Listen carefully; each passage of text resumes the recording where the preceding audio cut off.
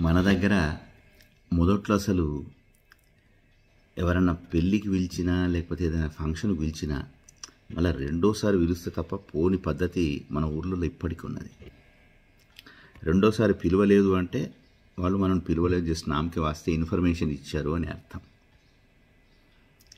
ఇవాళ రేపు అయితే ఎట్లయిందంటే, ఇది ఒకప్పుడు నడిచేది, ఇవాళ రేపు ఎట్లయింది అంటే పిలువని భోజనానికి పిల్లలు ఎక్కువ, బెల్లం ముద్దకు ఈగలు ఎక్కువ అన్నట్టు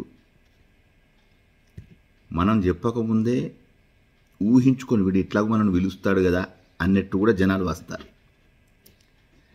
ఈ వివాహాది కార్యక్రమాల్లో మనం అంతెన లాంటి ప్రదేశాల్లోనేమో అసలు పిలవాల్సిన అవసరమే లేదు, ఊరంతా పిలిపే ఉంటుంది, అది ఆటోమేటిక్గా అది డిఫాల్ట్, అది టమాటో వేసినట్టే.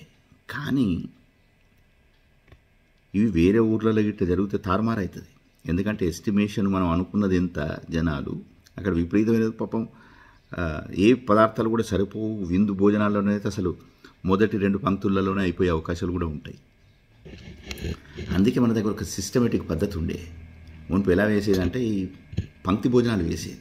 పంక్తి భోజనాలు వేస్తేనంటే ఫస్ట్ పంక్తి, రెండో పంక్తి, మూడో పంక్తి అని తెలుస్తూ మనకు వంట పదార్థాలు ఎన్ని మిగిలినాయి, ఎంత ఉన్నది ఏంది అనేది తెలిసి దాన్ని బట్టి నడిపేది. ఇప్పుడు బఫే సిస్టమ్ వచ్చిన తర్వాత ఏమైందంటే అది ఒకటేసారి మాస్ అన్నమాట, ట్రాఫిక్ జామ్ అయినట్టుగా. చూడండి, ఒకటేసారి ఒక 300-400 వెహికల్స్ వస్తే చిన్న చిన్న రూట్లలో ఎట్లనైతే ట్రాఫిక్ జామ్ అవుతుందో సేమ్ అలానే ఒకటేసారి 500 మంది టపక్కని ప్లేట్లు లేపితే అక్కడ వడ్డనకు ఇబ్బందే, తర్వాత పదార్థాలకు ఇబ్బందే, వడ్డించే వానికి ఇబ్బందే, ఇన్వెంటరీ సిస్టమ్ ఉంటుంది కదా.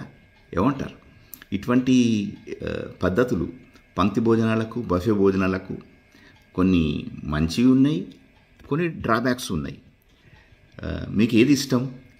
మీకు సహపంక్తి భోజనాలు ఇష్టమా మునుపట్లాగా, లేకపోతే ఈ బఫే సిస్టమ్ ఇష్టమా? ఏమంటారు?